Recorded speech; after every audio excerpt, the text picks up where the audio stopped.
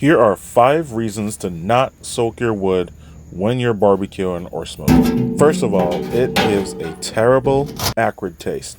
Wet wood does not burn properly, and so it creates puffy, white smoke that does not taste good. This is called improper combustion or incomplete combustion.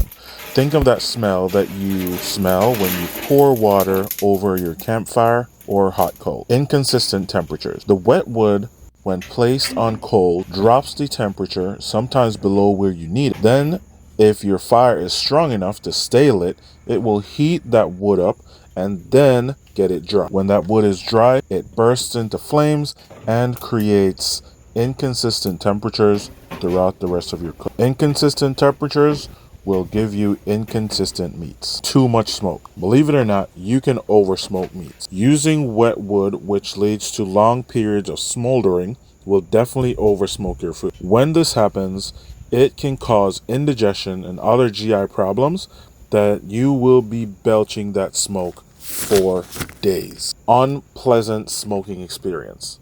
Because of the inconsistent temperatures, you will forever be chasing your temperature all over the place. You will have to tend to that fire more than you would normally do. And next, discolored meat.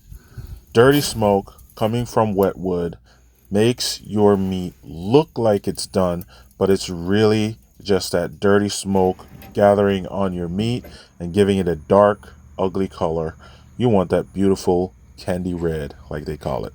Follow for more.